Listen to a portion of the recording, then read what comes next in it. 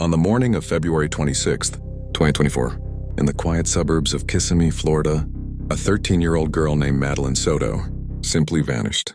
Her mother, Jennifer Soto, told investigators a clear story. She claimed Madeline was dropped off right near her school, but when police pulled the surveillance footage, not a single camera, anywhere, could confirm she ever arrived. As the investigation deepened, the focus shifted away from a random stranger and turned toward a protector living right inside her own home. But the most chilling part of this story wasn't just the discovery of a killer. It was the confession that came from inside the interrogation room. From Madeline's own mother, she revealed a sickening truth, that under the guise of cuddles and therapy, she had been sending her daughter, every single night, into the bed of her 37-year-old boyfriend.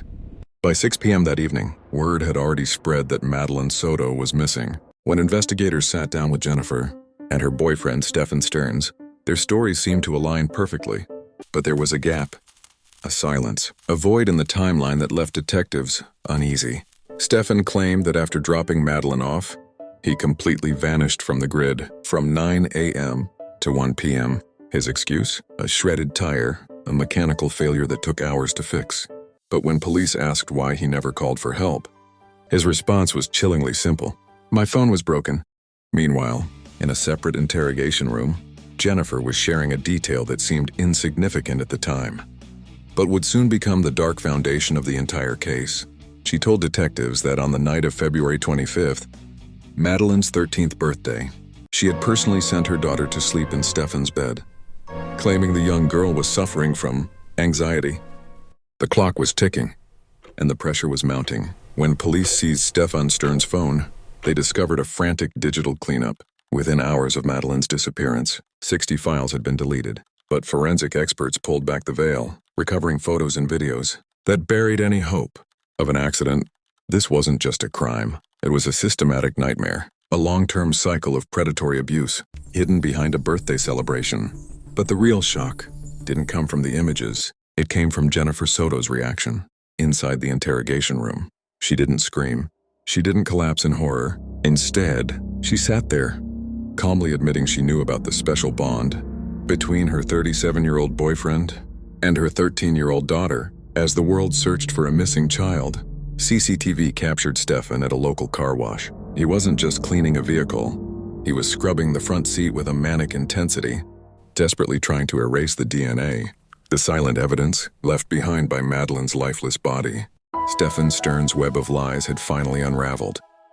But the most agonizing question remained: where was Madeline? On March 1st, the search teams moved into a desolate, wooded area of Florida, and there, in the shadows of the trees, they found what everyone had feared: the lifeless body of Madeline Soto.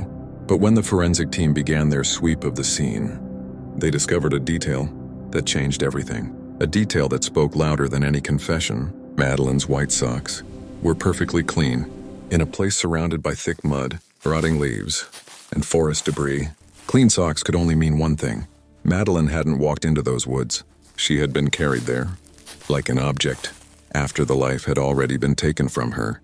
Stephan had tossed her school bag and laptop into the trash and discarded her body in the wilderness, hoping she would never be found. But he forgot one thing: the silent testimony of those clean white socks.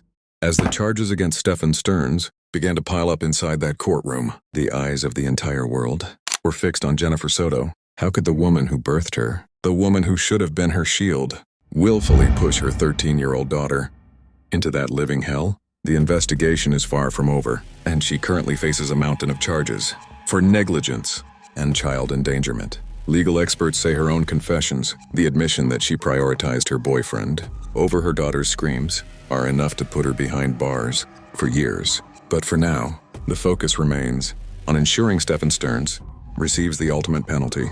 Justice for Madeline.